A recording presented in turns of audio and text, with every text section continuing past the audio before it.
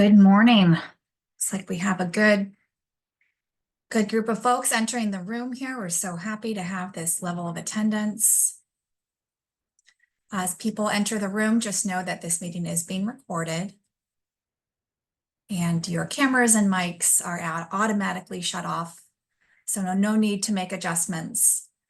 We're just going to give it another moment as we have a high volume of participants joining this Zoom room. And here's everything you need to know about the meeting being recorded.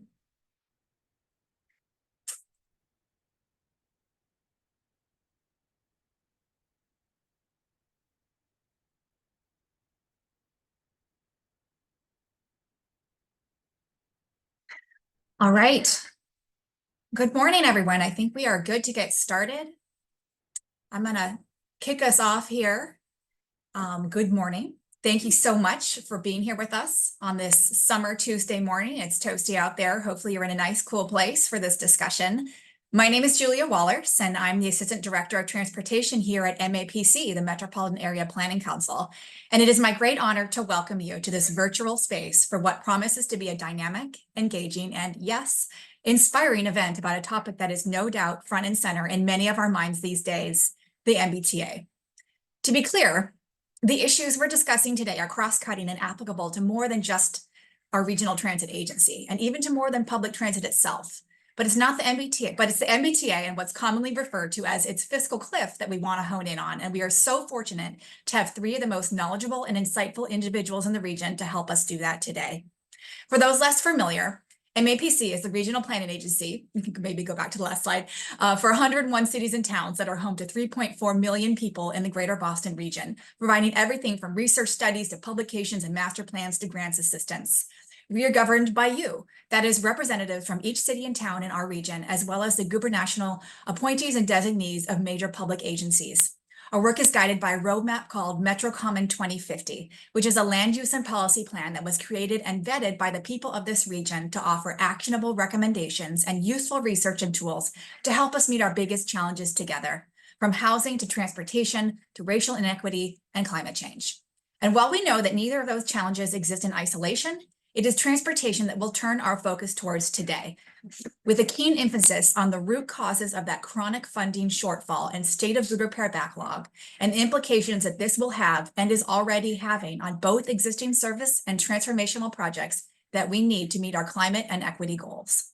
And while funding of the MBTA remains an issue, so does the disconnect between land use planning and transportation planning and investment, resulting in new development not being located in areas that can be served by public transit. In the MetroCommon 2050 brief, which we'll share in the chat, Inclusive Growth and Mobility, we outline our recommendations focused on investing and expanding our public and active transportation systems in order to support more affordable, reliable, and safer connections to jobs and homes, all of which require more funding being invested in the MBTA, which is one reason today's conversation regarding the funding issues is so vital. We've all seen the headlines with story after story about trains being derailed, maybe even one this morning, buses catching fire, passengers marching through dark tunnels to escape disabled subway cars, and financial landscapes that are increasingly dire. But what is the narrative behind those headlines? And what is the story? What is the history and the big story that brought them to be? If those are questions for which you are seeking answers, you've come to the right place. Our three speakers today, who we'll introduce in just a moment, will share with you their front row perspectives on both the numbers and the stories behind the MBTA's fiscal cliff, as well as some of the most critical decisions that have been made and have not been made over the last several decades and more to lead the T to what has truly become a perilous place. But rest assured, while this event will stop short of diving into the solutions, and there are many, it will not be doom and gloom. MAPC has decided to host this event because we know that despite its challenges, the MBTA has good bones, and that despite the many barriers standing in its way, there are new strengths developing, new tools being introduced, and new waves of momentum indicating that we can, in fact, address this crisis. After all, we are far from alone, and as a region, we have faced big problems before by tackling them with big, bold solutions and collective commitment to believe what is possible and to compromise for its success. From the MWRA cleanup of the Boston Harbor to the unprecedented infrastructure expansion of the Big Dig, we know that we can do big things, and that when we do, the returns on our investment are enormous. while the governor's task force on transportation finance prepares to hopefully make the recommendations to the governor for how to adequately and sustainably fund transportation in the Commonwealth this fall. We hope that this event today and the ones that follow can serve as opportunities for people to become familiar with the specific financial needs of MBTA and to understand the unique history underpinning them. Here to help us do this are our three panel speakers. Brian Kane, Executive Director of the MBTA Advisory Board, Mary Skelton Roberts of the MBTA Board of Directors and current CEO of Philanthropy Massachusetts, who also led transportation initiatives at the Barr Foundation for over a decade, and Thomas McGee, former mayor of Lynn and state senator who chaired the Joint Committee on Transportation, is now also a member of the MBTA Board of Directors. You can read more about our speakers and their bios posted on the event website for today. We welcome you to enter your questions for the speakers as they come up by using the Q&A box at the bottom of your screen. After the speaker presentations, we'll move into a moderated discussion before pulling from questions submitted to the box, as well as those some of you submitted as part of the registration process. I hope that you enjoy these next 90 or so minutes that we have together, and I'm happy to hand things over now to our first speaker, Brian Kane, to kick us off. Brian, over to you. Well, thank you so much, Julia, and thank you to everyone from MAPC, Lizzie Wyant and Eric Barassa, yourself, Adi, everyone for hosting this and pulling this very important discussion together. I'm going to quickly share a screen and hopefully not screw this up too much. And what I want to talk about today is, one second, the sort of how we got here in the very recent term, kind of where the T is at right now in terms of its financial condition, and a little bit of a discussion about where we may be headed if nothing changes. As folks have read, and as Julia mentioned, we have some very difficult decisions to make in this region very soon.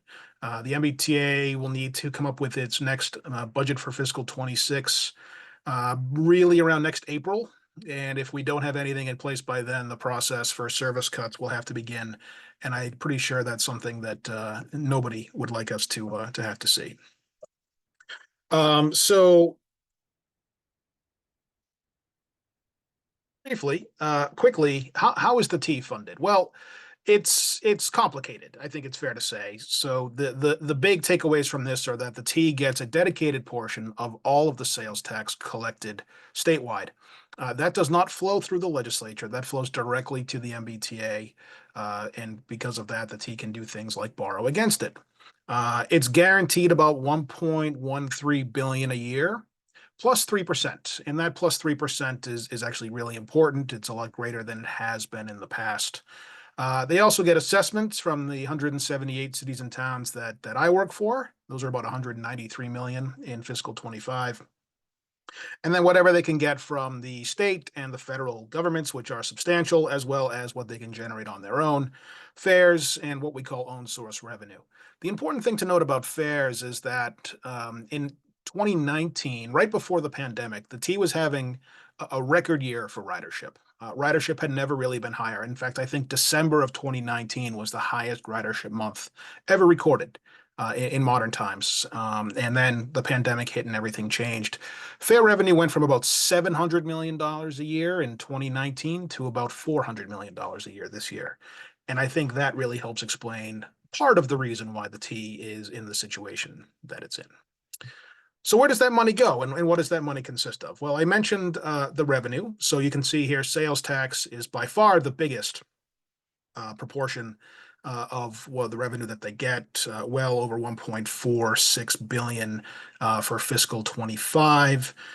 Everything else here that you can see is money they get from federal, state, and local fares. As I mentioned, are about 403 million. That's probably a little high, to be honest.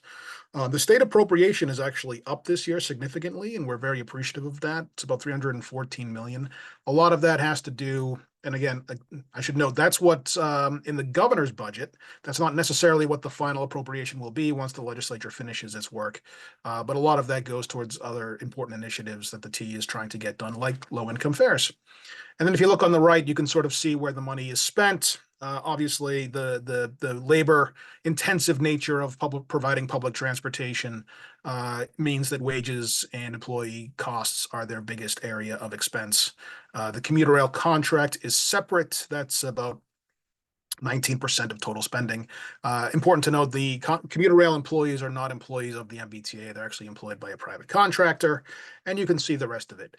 One important note to just take away here is that you see debt service, which is kind of the dark blue piece of the pie, is about very expensive. It's $400 million, $466 million, or 15% of everything that the T spends on its operating budget.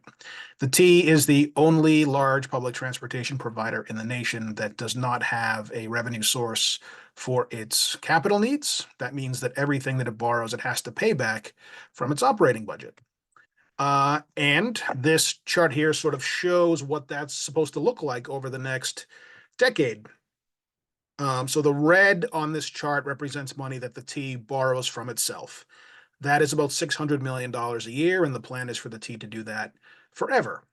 Orange is what the state currently does for MBTA capital or infrastructure support, and blue is what they get from the federal government. And that's based on a formula that is pretty standard, although, that has to get reauthorized once every 5 years as well. As you can see, the red is holding steady at about 600 million a year.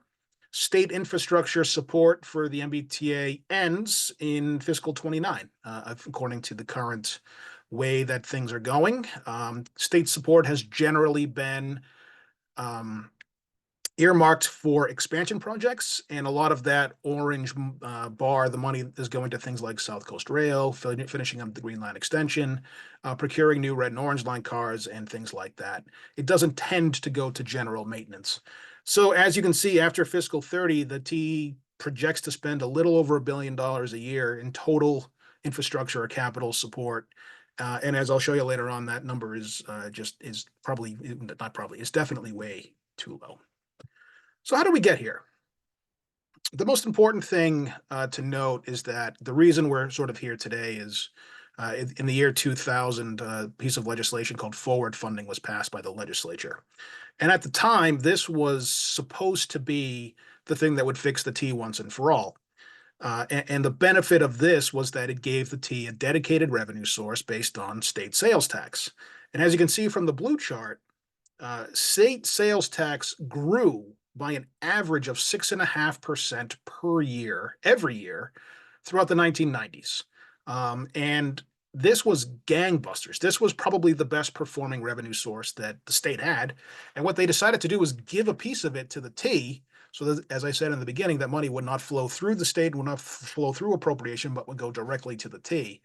And so the folks that were doing forward funding did this with the best of intentions, I believe. And they really meant to sort of tee the T up and give it all the revenue that it could possibly need from this amazingly well-performing source to do what it needed to do. Prior to 2000, the T was funded in arrears, which means was funded backwards. The opposite of forward funding is backward funding.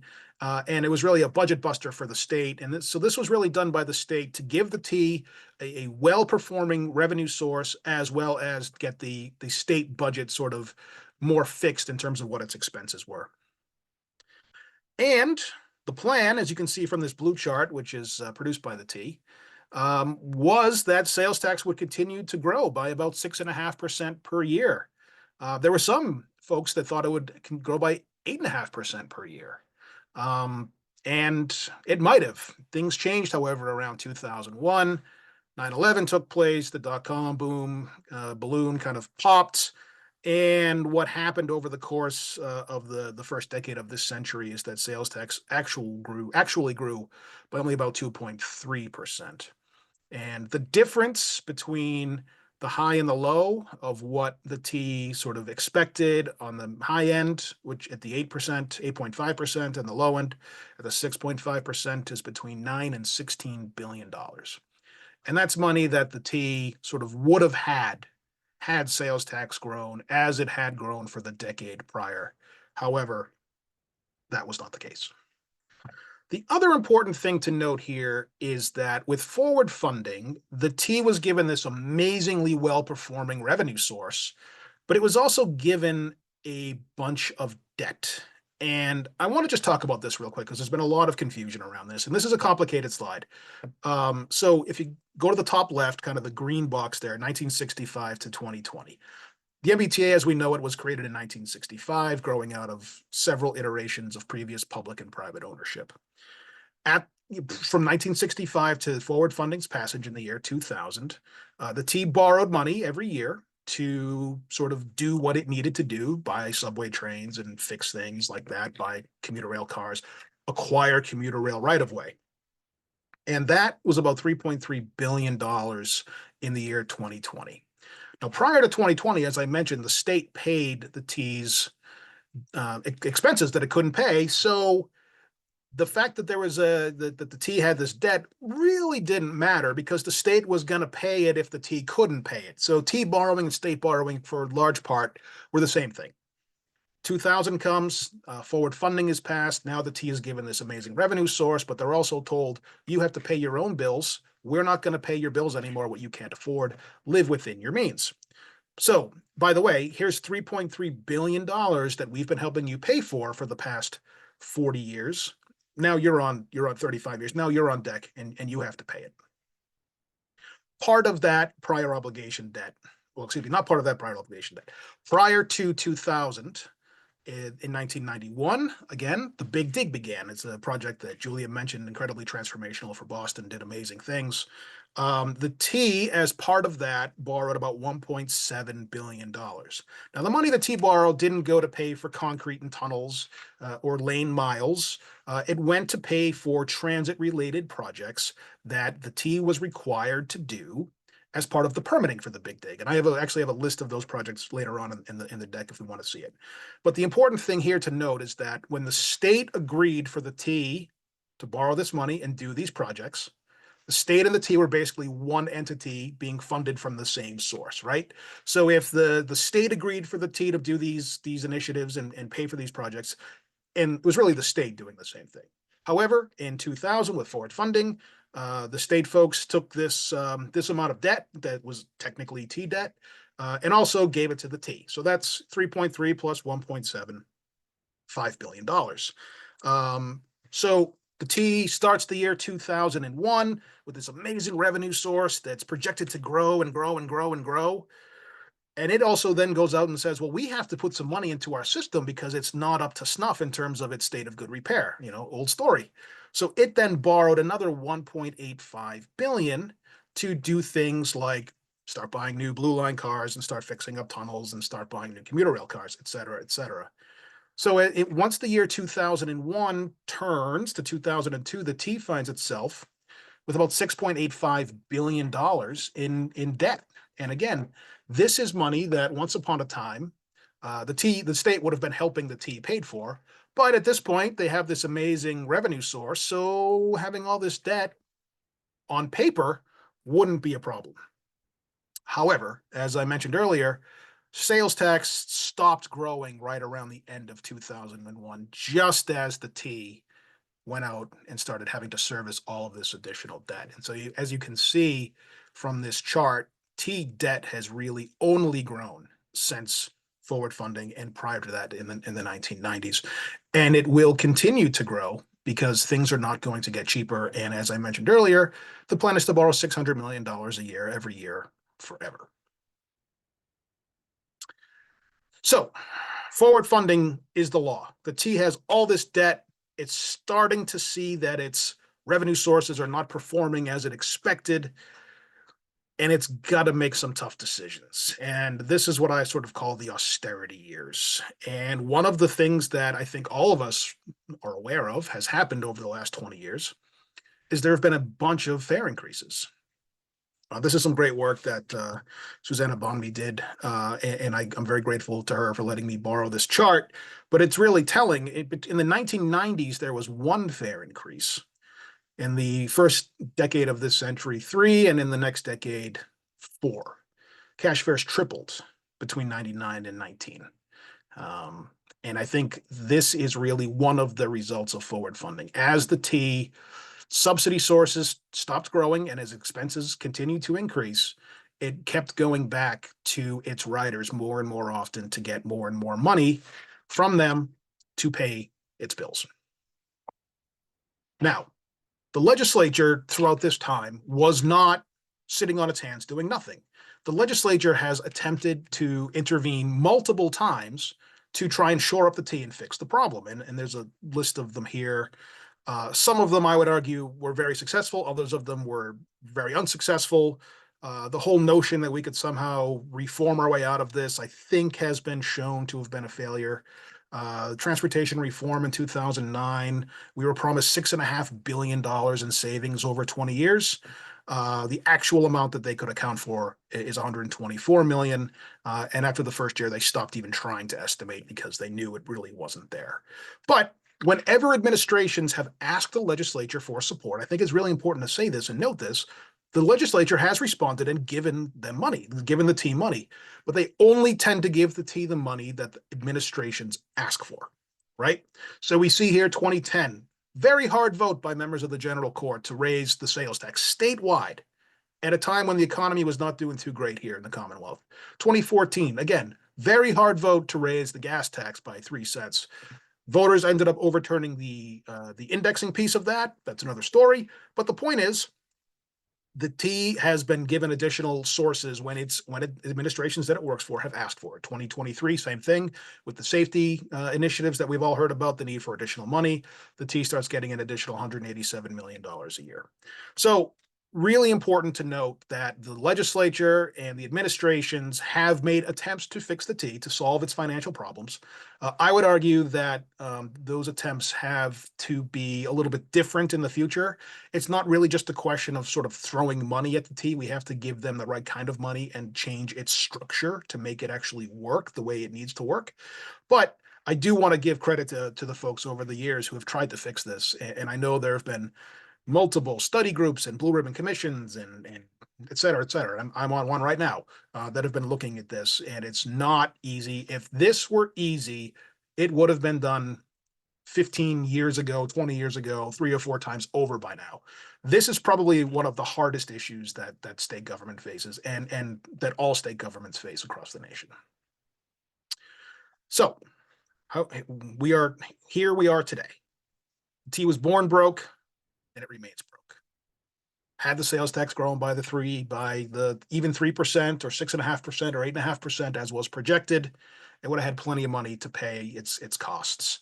Had less debt been foisted on it in 2001, it likely would have been able to support itself even with those high debt costs based on the way the sales tax did perform. But it couldn't do both. And so here we are today. The T is mired in a structural deficit. And what a structural deficit means is that no matter how much money is sort of pumped into this thing in its current form, it won't work. A very senior member of the state Senate referred to the MBTA's financial needs recently as insatiable. And he's right. No matter how much money we pump into the operating side of the budget, until we fix the underlying structure, we're really not going to solve this problem. And I think we do want to solve this problem. The important thing to note here is that, again, debt service, that is money that just comes right off the top. And in 2025, debt service will be greater than budgeted fare revenue by about $60 million. So every time you tap your Charlie card or buy a pass, just think of it as that money is going off to pay debts from 20, 30 years ago. So one of the questions that's been asked is sort of what can we do, or what will happen if we do nothing? And this is from some MBTA pro forma information. And basically, they can get through this current fiscal year, which started last week, because they have some money in the bank due to some federal resources and some additional state resources they've gotten over the past 4 years. However, starting in 26, which again, I mentioned, the budget for that has to sort of be nearly complete by next March, April, May. You're looking at a $700 million deficit, followed by a $740 million deficit, followed by 782, et cetera, et cetera. The deficits that the T faces are existential. I would argue that you cannot make the service cuts or get rid of the number of layoffs or make the number of layoffs required to solve a $700 million deficit, let alone one that's greater. So what do we know? What does this mean? Well, we know in 2021, the T faced to try to get $142 million in savings. The T proposed something called forging ahead, and what the advisory board referred to as draconian service cuts. You're talking basically running peak only service 4 or 5 days a week, no weekend service, very limited weekend service, certainly no weekend service on commuter rail. And by the way, commuter rail ridership has been incredibly robust on weekends. You're looking at ending service at midnight on the subway lines, 20% reductions across the board, ending all ferry service, and you make paratransit cuts, which is the ride service cuts in 33 different communities. So you cannot cut $700 million worth of service and still have what I would argue a sufficient public transportation service in this region.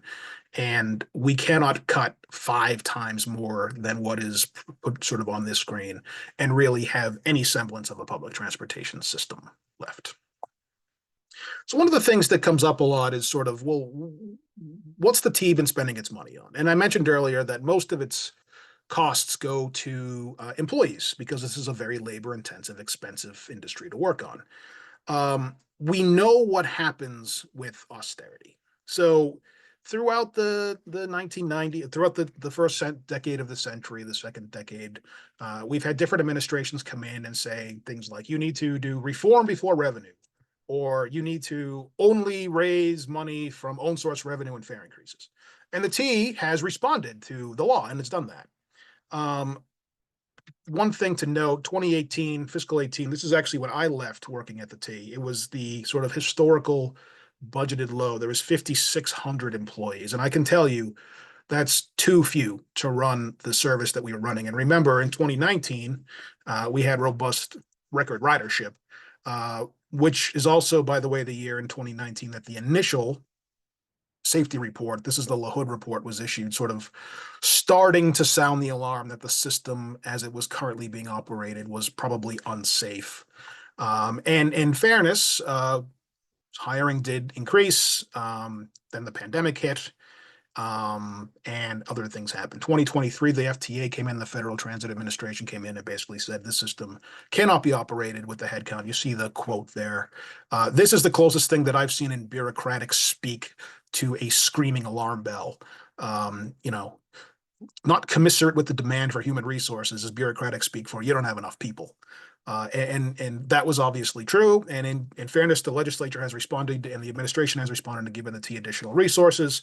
And as you can see, we're budgeted to go up substantially from the low of 5,618 to 8,000 in 25. But if we don't come up with additional operating revenue, those new people that we've all hired, these new bus drivers that we've heard about, and all these new safety folks, they're going to have to get laid off, because that's what service cuts means. The stopping running buses and trains in and of themselves don't save all that money. It's saving the salary of the person that has to drive that vehicle that saves the T the money. And this would really just be, I would argue, a catastrophe. So in addition to an operating budget deficit that I mentioned, $700 million, there's also this infrastructure or state of good repair deficit. And I think folks have heard this before. So $24 billion is the number, that's the current number, the current amount it would cost if everything were made new today. So they're not going to spend $24 billion in 1 year. And even if they did, it really wouldn't bring them up to a state of good repair in 1 day. The point here is that you need to begin to bend this curve. So we want this state of good repair backlog to go down over time. That means the system is getting newer, more modern, more closer to its infrastructure working the way its manufacturers intended. We learned recently from some questions that the MBTA board, and I'm very grateful to the two folks on this panel with me for asking these questions, that even $2 billion a year in spending does not begin to reduce this curve. It doesn't begin to change this curve in the way we want to go. The number is really 2.5 to 3.5 billion, probably a little bit more. But there are some certain natural challenges there in terms of getting money out the door, in terms of the labor, the workforce in the state. But the important point here is that we have this amazing need on the infrastructure side as well as on the operating side. It's at least $700 million a year on the operating side, and it's at least, I would argue, $3 billion a year on the capital side. And that's not even with expansion, folks. That's just to sort of get the system back to working the way that it was intended to do in its manufactured specs. These are huge numbers. And right now we don't have sort of a way to get there, but I think it's really important just to note what the numbers are. And so conservative estimates, this is just me doing some back of the envelope stuff, looking at some information. It's huge numbers, 2.6 billion in this current fiscal year, just to begin to start to bend that cost curve and get the T to a balanced budget over the next 5 years, up to about 2.9, almost 3 billion a year. And again, that's not with expansion, that's not with lots of the bells and whistles. You get some of those expansion projects, but you don't get a lot of the ones that are absolutely needed. These are huge numbers, but we as a society have to find a way to solve this problem. And I wanted to just end my piece on a bit of a happier note. I'm sometimes accused of being pessimistic, and I'm really not. I do think we can solve this, and I think we have a lot of the right tools in place. We just have to sort of use them. And the best analogy that I can sort of use is those of us of a certain age remember a time when we were not raising many championship banners here in Boston. When I was a kid, the Sox went to the World Series in '86 and then didn't go again until I was not a kid. But throughout that time, we as a region, we didn't turn on the Red Sox. We didn't sort of say these guys are never going to win. We didn't say they're terrible. Let's forget about them. Let's introduce austerity and let's starve them of going to games and not give them our money to buy cable subscriptions or tickets. No, we continued to support what was our team because it's part of our DNA here in the Boston region, I would argue. And I think the T in many ways is like the Red Sox. And I do believe that we have the tools in place, we have the ability, we have the know-how, the smarts, the wealth, the ability to make the MBTA be a championship caliber public transportation agency. It's just going to require us having the will to do it. And I really do believe that this task force can do it, that this administration can do it, that the T leadership that's in place with Phil Eng and Tom Glynn can do it. A great board of directors, support from the administration, support from the legislature, a great secretary. I think we can do this. And I really am grateful to MAPC for having this conversation today and sort of helping move this conversation along, because it's something we're going to have to wrestle with pretty intensely for the next 9 months before bad things start to happen. So with that, thank you, Julia. Thank you, everybody. Appreciate you. Thank you. Thank you, Brian. Wow. I'm going to take a deep breath, let that sink in. Still We Believe is the movie Brian's referencing 2004, my first year in Boston, actually. So let's try to infuse some of that spirit as we move on to the rest of this discussion. I'm going to hand it over to Mary Skelton Roberts, who is the Boston designee, Mayor Wu's designee on the MBTA board of directors. And Mary's going to help sort of bring this into a tangible. The numbers are great. The figures are critical. And I'm so grateful to Brian for his wealth of knowledge and perspective and just historical understanding of this situation. And I'm grateful to have Mary here to give us some tangible examples and share her perspective, both on the MBTA board and as someone who's worked in the nonprofit philanthropy sector for many years. So thank you, Mary. Thank you, Julia, and thanks MAPC for having this really, really important conversation. I'm going to pick up where Brian left off. We are a Commonwealth that has done big things, and we are a Commonwealth of firsts and a Commonwealth of winners. We have the Red Sox, we have the Celtics, we have the Bruins, we have some of the best teams in the world. We are a city that punches and a Commonwealth that punches above its weight. And we have done massive projects that were considered, waste, fraud, and abuse. One considered the Big Dig, and it has reaped billions of dollars for this Commonwealth. You just look anywhere through this city and you can see the imprints of the Big Dig. We have North Station, which is a really robust hub of activity. We have the Rose Kennedy Greenway, where you have thousands of people now congregating. We connected downtown through the North End through the Big Dig, and it facilitated and made way for a whole new community, the Seaport District, to happen. So we know we can do big capital projects. The MBTA is a lifeline of this Commonwealth. 80% of the state's economy flows through the MBTA region. So we cannot afford to not make the investments that's needed. When I think about some world-class cities, they have a couple of things in common. One is they have a really robust transportation system, and let me talk about what that looks like. Rail and rapid transit move quickly through the cities, move people in and out of the suburbs. They have a fully integrated bus service, whether it's local bus rapid transit. You see this in London, you see this in Oslo, you see this in Mexico City, and they have a commuter rail that move people in and out of the suburbs.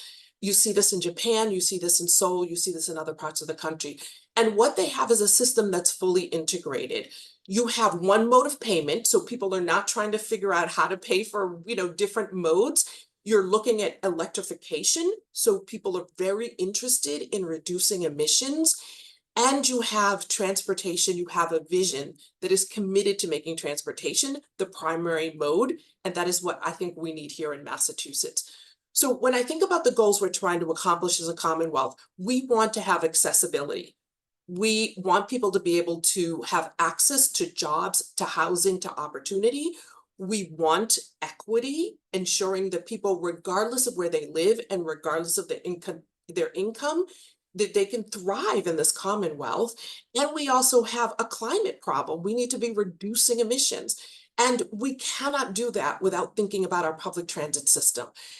One of the challenges I think we have is that the general public doesn't quite understand many of the things Brian covered today. They don't understand forward funding. They don't understand the debt service. They don't understand why is it taking so much.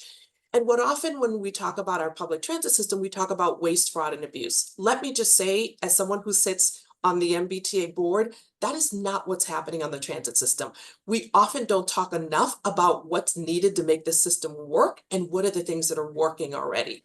So I'm going to highlight 3 things that for me are essential to have a transit system that the public can have faith in, and that we have built the kind of trust that people say, let's continue to invest in the system.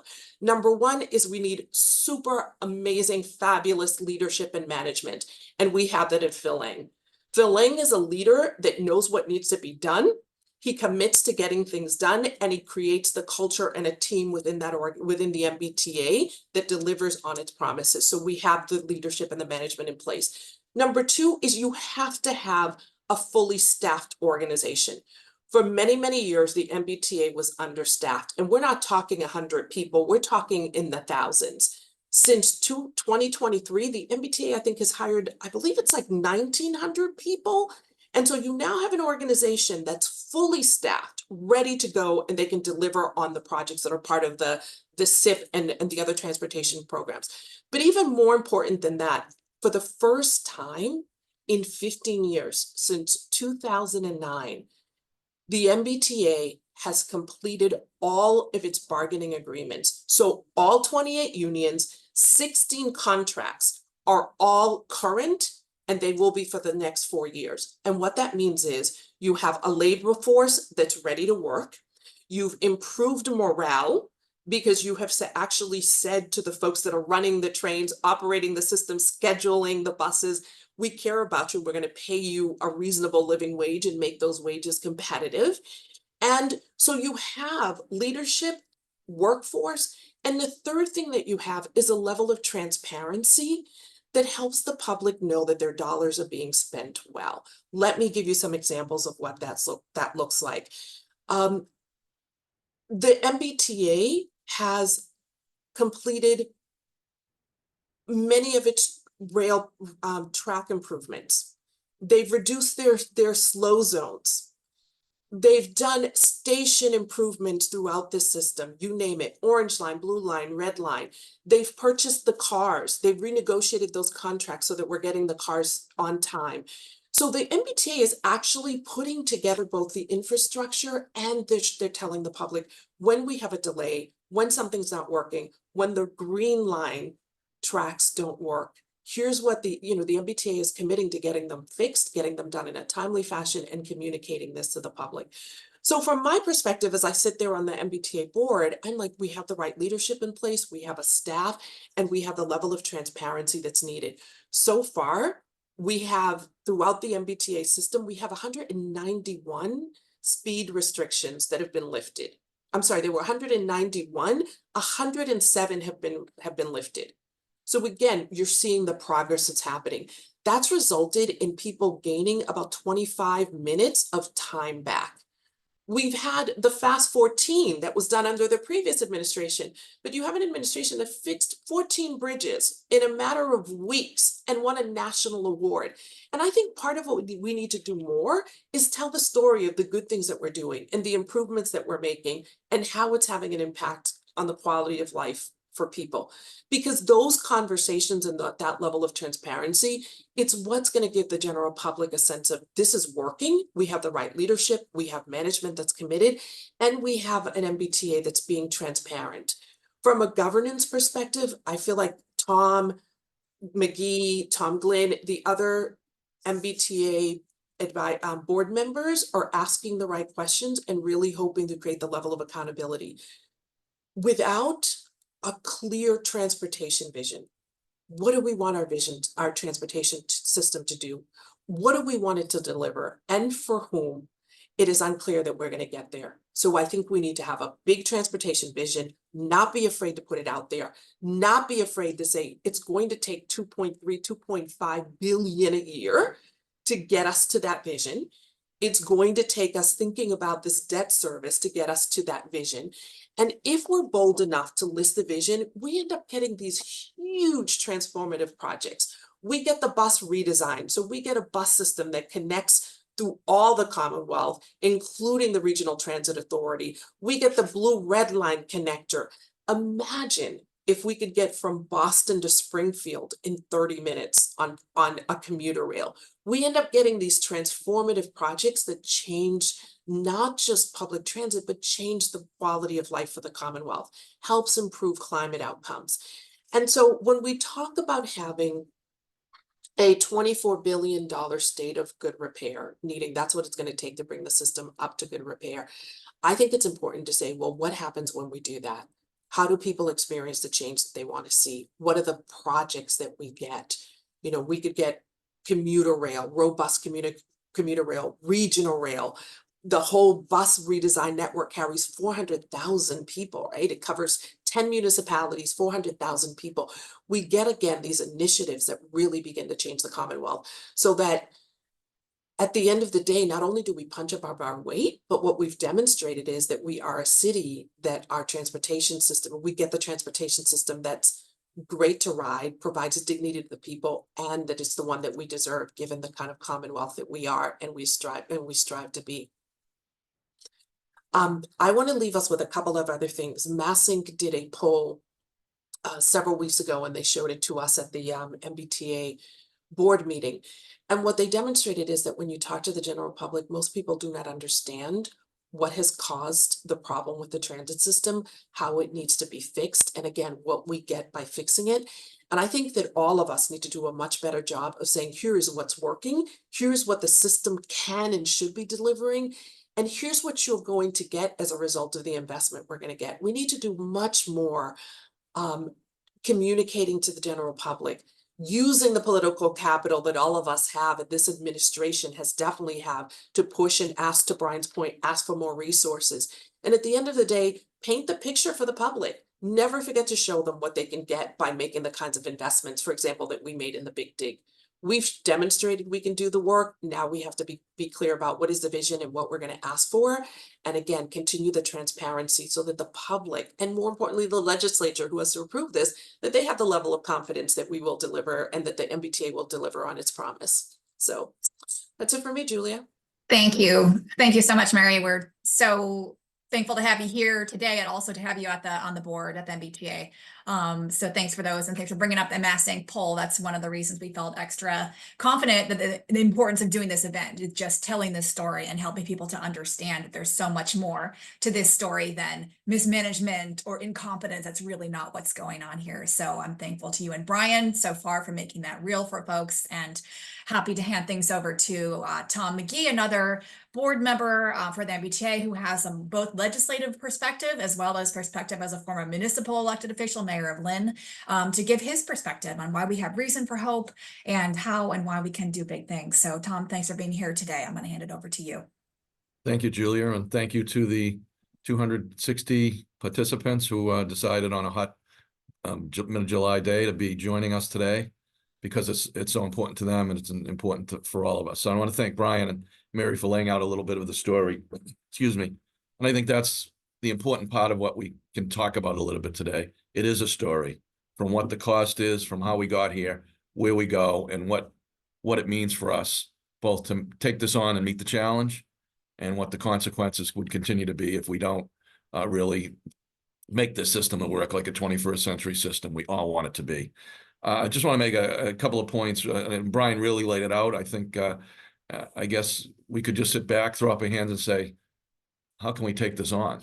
And it's a huge, huge undertaking, and those numbers are larger than I think people can even understand.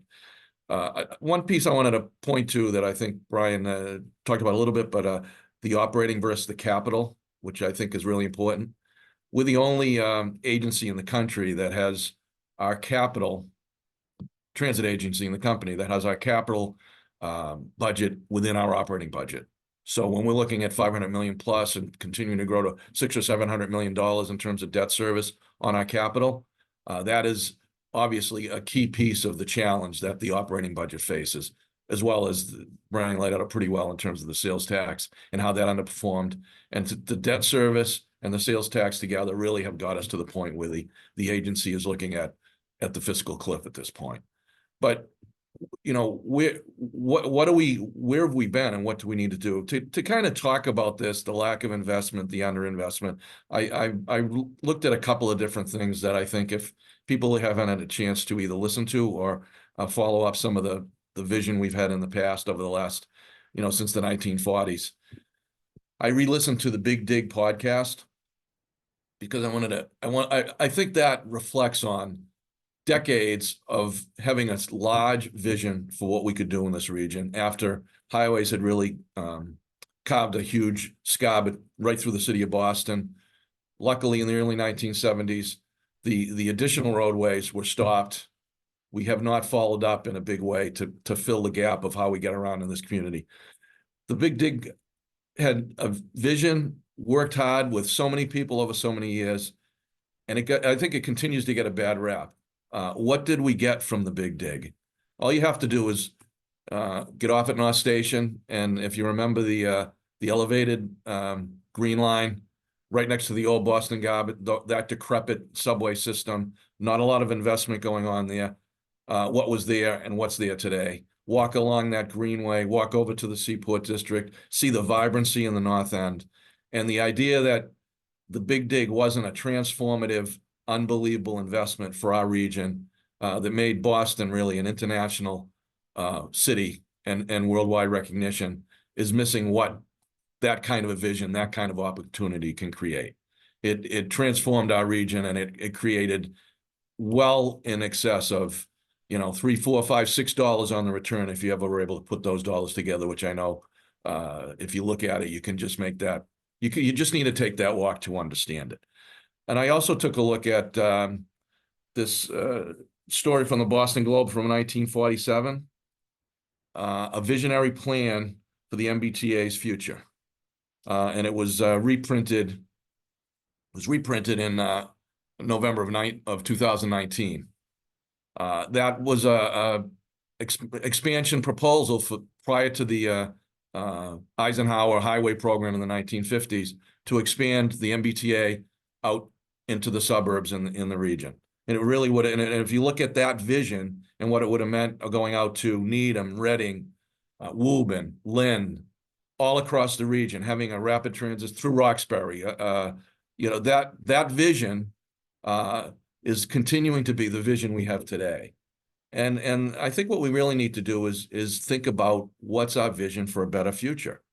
And that's another report. I would ask people to take a look at that, read that story, and understand that that's what we're talking about today. And what also we have to do is, what is the return? The Green Line expansion was a piece of the Central Artery project, and the debt is a different subject, with Brian talked about. But if you see what the Green Line at the end of it was, the Leechmere station with no development, nothing really happening at the end of that line over in Cambridge. You look at it today and you can just look along that corridor and see the kind of private investment that continues to happen along that expansion of the Green Line all the way up into Medford and along that corridor. The return is real. The return is a reality from those kind of investments. So where are we at today? We need to collectively come together and understand that while those numbers are big, we need to have a vision to make the MBTA the system we know it can be. And that requires a lot of difficult decisions, but more importantly, it requires all of us collectively as a region to come together. Not just the elected officials in the legislature or the local elected officials, the business community, the riders, the advocates, all of us together have to come to grips with the severe challenge we're facing on the financial side. But more importantly, understand, if we're able to meet that challenge, come up with the dollars to make this system what it needs to be, the housing issues in the region, the economy that will continue to grow, the kind of return that we will see is I think really needs to be a part of this discussion as well. And there's numerous studies that are out there. One of the Better City has put out a study several years ago. At the time, I think it was $2.5–3 billion in terms of what the cost for the MBTA was. That return on that investment was $11.5–12 billion in economic return from those dollars spent on the MBTA. If we imagine the MBTA scaling back, like Brian talked about, shutting down service, the region will that's already grinding to a halt, will completely grind to a halt, and our economy will be, substantially impacted in a really negative way. So the course is real. We need to take this on. We've talked about it. There's a lot of people that understand that we need to do this, but I think really collectively we need to come to grips with what the dollars are. I think Brian and Mary talked about this. What is it year to year to make that investment and that this system work the way it needs to be? And more importantly, what are we going to get for return? Substantially more dollars than we'll put in to make the system work. So I'm looking forward to having more broader discussion with the questions here. I notice there's a lot of questions coming up, but we need to have a vision of what we can do in this Commonwealth and what we can do with an MBTA that fits what Mary was talking about, what's going on in other countries. We can make it happen here. We're a small enough region that we can really get our hands around this, work together, find a solution to the cliff, but more importantly, find the investment we need to make the system work for all of us. The return is well beyond what we can anticipate. And I think the projects we've invested in the past show that the return is real. So looking forward to this ongoing discussion. And I think it can't be just a discussion today. This is this discussion for every day. And everybody that's here listening to this needs to be engaged as well, be a part of the solution, work with us to find the common support we need to make this a reality. Thank you, Julia, and I look forward to the ongoing discussions and the questions with the people that have signed up and joined in with us today. Thank you, Tom. Thanks to all our speakers so far. We have just over half an hour left in this event, and a lot of folks have put questions into the Q&A box. Please continue to do that. I'm going to hand it over to my colleague, Lizzie Wan, who is our Deputy Executive Director here at MAPC, and she's going to facilitate this conversation with our speakers and with all of you in the room. We're so grateful for so many of you. Hope you can stay for the next half hour because there's no shortage of things to talk about. So Lizzie, over to you. Thank you so much, Julia. And I just want to, again, thank our speakers so much. I have worked with all of you for my entire career on this issue, but you have dedicated your lives to it. And it is wonderful to be able to be here with you today as we kick off this conversation. I also just want to thank the many participants who have joined us today on behalf of MAPC. We have legislators, municipal leaders, federal partners, and obviously probably most importantly, legislative staff and municipal staff, along with the many advocates who have been pushing this issue for a really long time. We asked participants to submit their questions in advance, and we literally received hundreds of questions. Many of them dovetailed with questions that I wanted to also kick off for this conversation. So I'm going to use moderator prerogative and kick off with kind of my burning question, but we will kind of incorporate some of the audience and participant questions into our conversation today. So to me, honestly, the big takeaway from everything that all of you have said is that even though we as a region sometimes love to hate the T, it is absolutely the backbone of our region. And from the moment that the T was created as a standalone entity, it was essentially doomed to financial insecurity, if not outright financial failure. Now, we are not the only major metro that struggles with this. Our sister transit agencies across the country are also dealing with these challenges of figuring out how to invest in their systems. But really, the T is not brimming with mismanagement. And in fact, all of you talked about recent improvements to transparency at the T, both internally and for riders. But the fact is the T is really chronically underfunded. This is really about dollars. And I want to make sure that we kind of drill home this point. And so I want to ask all of you, does this feel like an accurate assessment?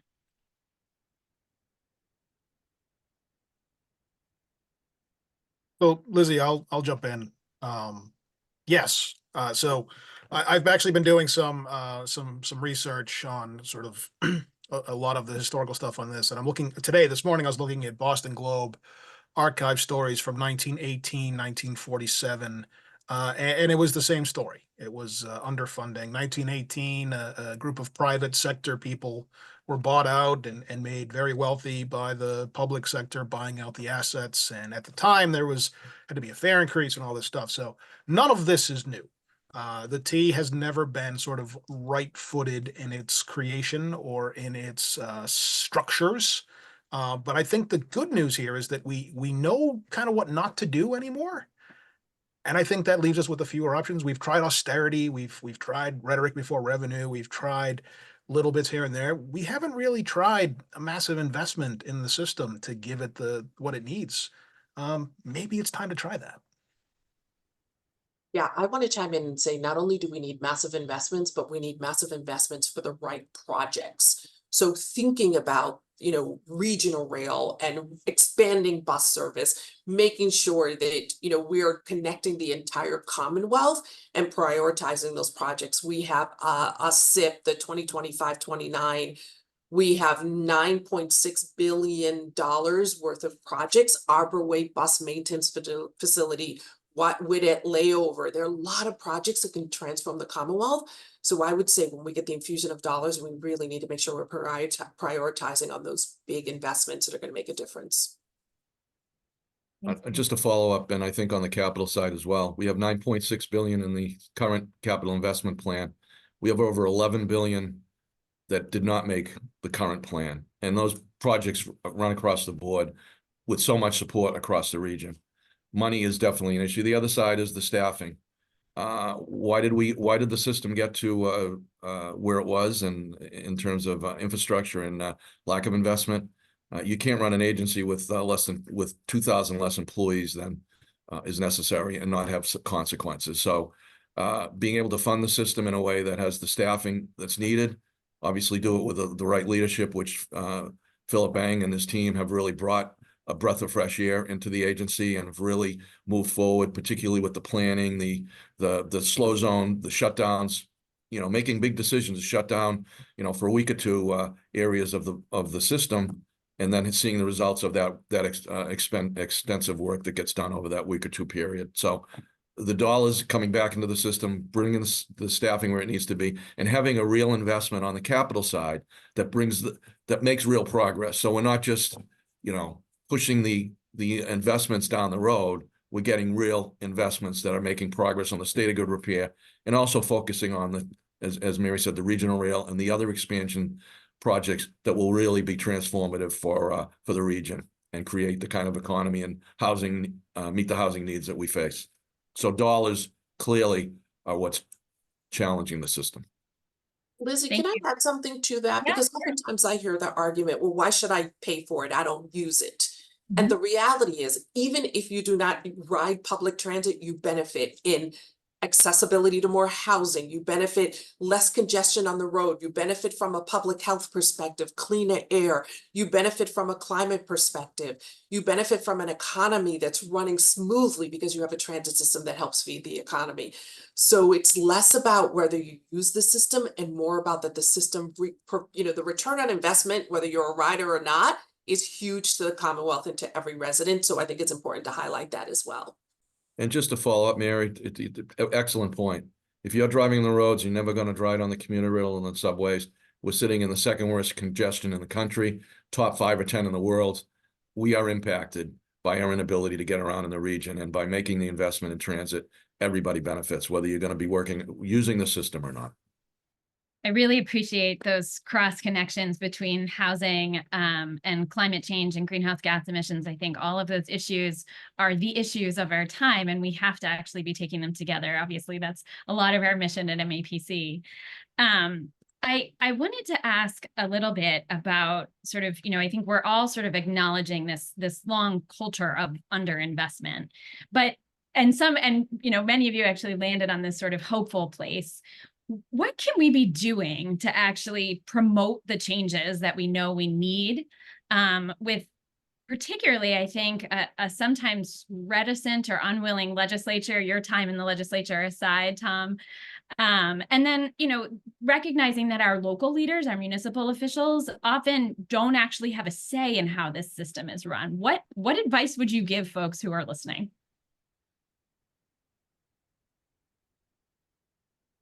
I think you have to be vocal and support the efforts to take this on. It's a real challenge to find the funding. The polling, there's been polling done over the years, Mass Inc. The public consistently, I would say 80%, doesn't feel the transportation system, whether it's the T or other roads and bridges, it's in really disarray. But when you talk about how we're going to get to address that, there is no consensus in terms of where do we get the dollars to move into the system and to make it work.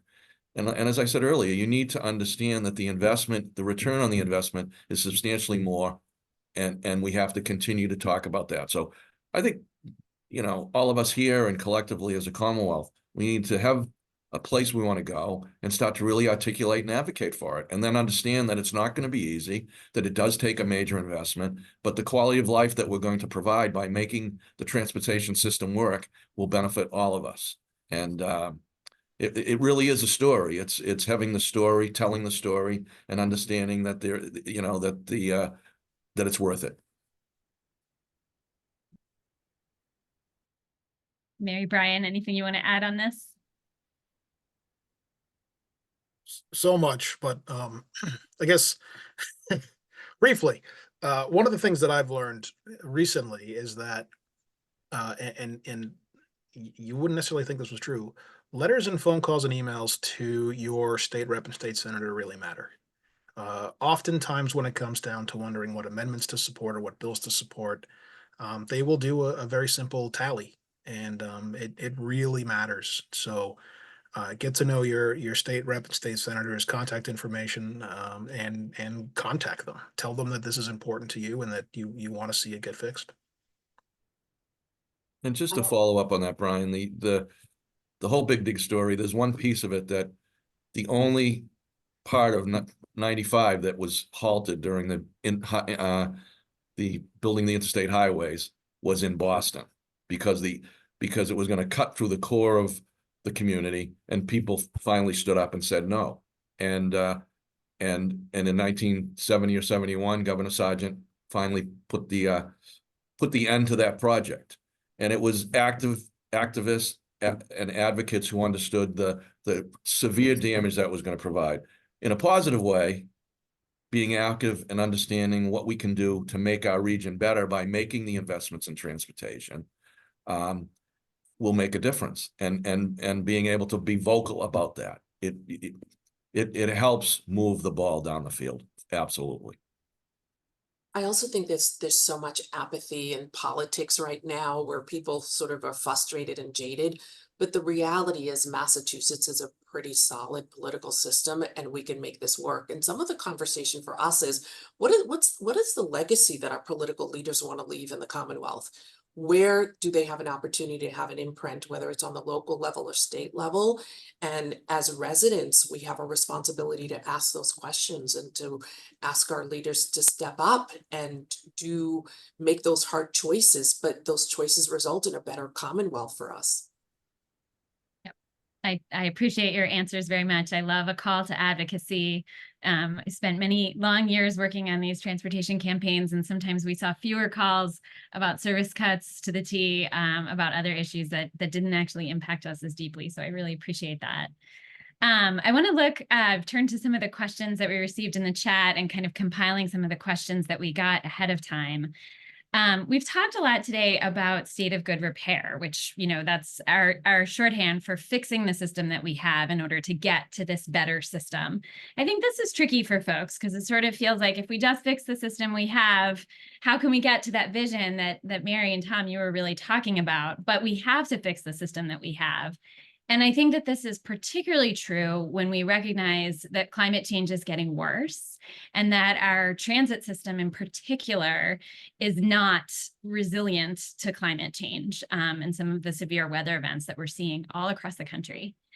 The challenge to this for me is that whenever we talk about sort of the climate change lens on transportation, it's sort of like you thought you had a multi-billion-dollar problem before, let's add climate change into the mix. But I'm wondering if you could talk a little bit about sort of how we think about this, how we actually think particularly about our state of good repair and upgrading the system so that it can actually be more resilient to climate change.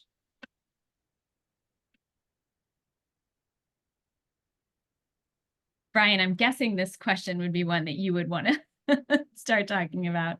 Well, Mary worked at the intersection of climate change and transportation for so many years, so I'd be happy to defer to you, Mary, or happy to talk. Well, it's interesting. Sunday's Globe talked about the 25,000 culverts in Massachusetts that are being overwhelmed by higher rain, climate change. You could take that across a broad spectrum of transportation. So it's a really important question, Lizzie. And as we make these investments, it's almost, while we can make the climate change investments that will create a better system, we can also do the upgrades at the same time. But it clearly is impacting, whether it's the aquarium station and what's happening over there on the Blue Line, the commuter rail along the north, where it's the water continues to come up closer and closer to where the tracks are running along the commuter rail line. Those investments have to be made to just continue to provide the service we're already providing. So I think we can really marry the kind of investment you need to take on those challenges that continue to impact us and upgrade the system and talk about that's where the investment makes sense across the board. Yeah, and as we're talking about the 24 billion in state of good repair, there's no reason why we should be doing any repair without looking at how we're making it climate resilient. I know the flooding we had in Leominster on the commuter rail. I mean, when Keolis went in and made the change with the MBTA's help, they made sure that system was that part of the track was more climate resilient. And I think it's really important to do that. The other thing we really want to think about is how do we make the system more redundant or resilient? And I don't know if you can do that without looking at bus service. The reality is that some of our our MBTA system is going to at some point be underwater. And so you're going to have to be thinking about, are you moving bus around? Are you really looking at sort of, a robust bus system that can meet the needs when part of our system needs to be shut down for repairs or to make them more resilient? So I think it's a combination of things. When you're doing the repairs, make them resilient. You're only touching them once, or hopefully only once. And then two, really think about how you're building out the system so that you have sort of extra support and extra redundancy when it's needed. I think that point in particular is really important, Mary. So again, some of our sister transit agencies across the country and across the world have done that exceptionally well. And in a lot of those places, buses have become sort of the transit of first resort. It's the choice transit that people actually want to take and feel is really reliable. I think that's a really important part of the equation for our region. We have gotten, not surprisingly, a lot of questions about what are some of the funding sources that we should be looking at so that, yeah, Brian's favorite question, that's why he's smiling, that we can invest in the system. I would also be remiss if I didn't know that MAPC has put out a funding and financing set of recommendations, which we are updating, in the process of updating. So we have many, many choices there for folks to consider, but wondering what some of your thoughts are about some of the best ways to invest in the system and raise dollars. So real quick, just on buses, the 24 billion includes upgrades to all of the T's, bus facilities, making them much more climate resilient, redoing the whole power system, which is desperately needed, which is also at sea level on the Boston Harbor. So a lot of need there, but the 24 billion helps us get there. Let's not forget that T is also part of our climate mitigation solution. In terms of revenue, my absolute favorite source, my favorite discussion topic, Lizzie. Yeah, so I mean, I'm on the governor's transportation task force. We are wrestling with this every meeting. There's actually one tomorrow, maybe Wednesday. I guess tomorrow is Wednesday, where this stuff will all come up. Someone mentioned in the chat that the gas tax as a revenue source for transportation is really going away as gas-powered cars become fewer and fewer. Electrical powered cars currently don't really necessarily contribute to the upgrade and the maintenance of roads. With that said, there was a Harvard study recently that talked about the overall subsidy that the taxpayers of the Commonwealth put into our roads, and it's significantly more than the gas tax currently generates or could ever generate. All of us are subsidizing each other as we move around this region, and that's okay. That's one of the reasons why this is such an amazingly great place to live, and I really believe that. So everything needs to be on the table. This is something that those of us on the task force who've been working on this for a long time all believe and have said it multiple times. The governor has said what she said, but I think we need to have a real conversation about all of the sources, including border tolls. The naysayers are going to say nay, no matter what we come up with. But it's for us as folks who've been working on this as leaders to make some hard recommendations and then provide the political cover for the politicians to take a hard vote. And as I said earlier, they've taken hard votes in the past. I think it's really important for us to sort of make it such that they can take a hard vote just once and not have to keep coming back and doing this over and over again. Yeah, I want to build on that, and I particularly want to highlight the importance of tolling. If we are going to be able to bond, millions that we're going to need to bring the T up to state of good repairs and then think about modernization expansion, we need a stable revenue source, and tolling gets us to that. Number two, we have a lot of what we call free riders, and they're not the folks that are dodging, the one fare, two fares. It's not what I'm talking about. We have a lot of academic and, nonprofit institutions that have billion-dollar endowments and are not contributing to the public transit system. I think these are some conversations worth having. When I look at a really good example of that, MIT provides MBTA passes and fares to their students and their staff. That's one way they're contributing to the public transit system. Other universities could do that. And the third is when we talk a lot about the investments at the Big Dig, I mean, we're talking billions of dollars that were, that were created from the Big Dig. Have we looked at value capture? Have we looked at some ways in which we can begin to generate revenue aside from state funding, which is necessary? But are there some other sources that we either are afraid to tap into or haven't said, actually, that's quite not fair? Before I increase someone's fare from 240 to 260 or 270 or whatever it is, I want to make sure that the nonprofits that have billions are actually contributing to the system, that we're value capturing the way that we should, and that we're asking the other sectors to contribute as well. Lizzie, I'd like to just follow up on that. And I don't know if there's an ability for MAPC to get information out to the webinar participants today. There's numerous studies across the board that I think that I noticed in the questions, there's a lot of questions that I think those studies would reflect some real good information out there. There's a study that talks about the real cost of owning a car, which is substantial for each and every resident of the Commonwealth. I think that's important as we talk about this. Recently, the last MBTA meeting, we had CTPS report that laid out a whole broad range of potential revenue sources and in a dispassionate way, you know, just laid them all out there. I think that information is really, if people haven't seen it, if that can be made available, and taking a serious look at all options and putting those on the table and talking about how we can do it fairly, because you can do it fairly. In the piece with tolling, with the technology today, you can create a tolling system that as you go through with your transponder, it indicates that there's ways to do it that reflect a fair way of taking tolls in. And then I'm not going to advocate one way or what that would look like, but there's a whole range of options. So I think letting getting this information out, the CTPS information was really interesting and laid out a whole broad range of options. And so I don't know if that's an opportunity to get some of those studies out, but I think it will be helpful to continue to engage and follow up after this webinar is completed. Yeah, and for folks following along at home, we will be sending out sort of a list of different places where you can find material and information about the many reports that have been written. Again, it's not the first time we've had this conversation or even started talking about some of these challenges. I need to know, Mary talked about value capture. One of the things that we have spent a lot of time researching at MAPC is regional ballot initiatives. People who know me well will laugh because it's sort of one of my favorite revenue raisers. It's often how major transit projects are funded across the country and across the world. So something else I hope that we'll consider.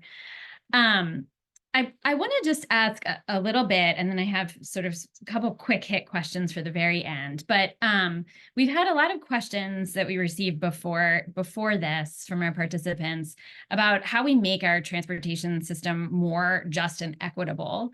And I think there's a lot of people that kind of come into that conversation for low-income riders, for whom they have no other way to get around, for persons with disabilities, for families riding with children or elderly family members. And when we talk about the millions of dollars, the billions of dollars that we need to invest in the system, how can we also ensure that we're creating a system, which Mary often calls a system that creates dignity for people who are riding and using the system? And I'm wondering if you could talk very briefly about that. Sure. I alluded to it a couple seconds ago when I said it's really important that we not have a public transit that's built on the back of those that can least afford it.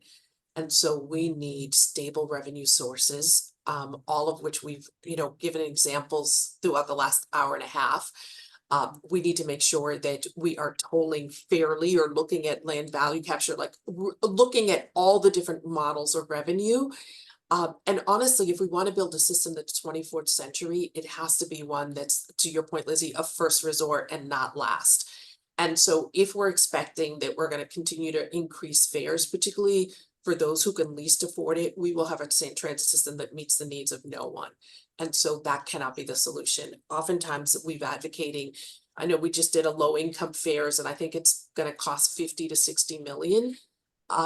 That is not a small price to pay when you're talking about people now have access to lots of jobs, daycare, education, all the things that matter to creating a Commonwealth that's fair and equitable and accessible. And so for me, it's like, how are we thinking about building a transportation system that meets the needs, not just of those that, are transit dependent, but that those that should be riding the T, that can afford to ride the T, that want to ride the T. And that really means funding it in a way that's robust and doing the kinds of improvements that create a vision that people can get excited about. I think for too long, we have expected that it's fares and it's, charging those that can least afford to ride it. We see other countries are experimenting with free or low income fares, and it's not affecting the bottom line when the system has robust ways of bringing in revenue. Yeah, I think that last part is key. If they have robust ways of bringing in revenue, we can afford to make the system more affordable for everybody who needs and wants to use it. Brian, And we all benefit from that investment across the board. I think that's an important point to make as well. I couldn't agree Yeah, more. I guess I would just add, in terms of dignity, it's also essential that we make the system utterly reliable, frequent, safe. You know, in terms of bus, increasing the number of dedicated bus lanes so that people's time is valued equally across the region. If you're stuck on a bus in a lower income part of the world, you shouldn't have your time taken up more than someone who lives in a wealthier part of the world. That's just not fair, fundamentally. And the T can be part of the solution to that by just being more reliable, more frequent. You know, one of my favorite things to talk about is the fleet size. I think the T has 1,100 buses in its fleet right now. It had something like the 6th largest bus ridership a couple of years ago and the 16th largest fleet. We need more buses. We could easily run a system with our current, without expanding the footprint, of 1,500 to 2,000 buses. We just can't afford it or don't have the operators right now. But that's also getting to dignity, and it's not just an inner core situation. I mean, I was in Fitchburg recently talking to the mayor out there, and it's like $25 one way to go to and from, $25 round trip from Fitchburg to Boston. You know, we're starting to price ourselves and our citizens out of using what should be the preferred method. So we really need to look at not just reducing it for low income folks, but I think we need to look at making it a little bit cheaper for everyone to use. Brian, you're singing my song. I love it. You don't We want to have hear me all sing. solutions right here. We have all the solutions we need. So I have one last very quick hit question, and before I turn it over to Adi to close us out. And Tom, it is for you. The public needs to know where you got your commuter rail pin. That question has come up a couple of times in the chat, and personally over text to me. A few of these were made up when we reopened the closed Lynn station that had been closed, and with GM Eng's early strong support, 9 or 10 months earlier than anticipated, reopened the station in Lynn. And you can't see it, but it actually has Lynn on the pin as well. So that's a few of those were made up, but it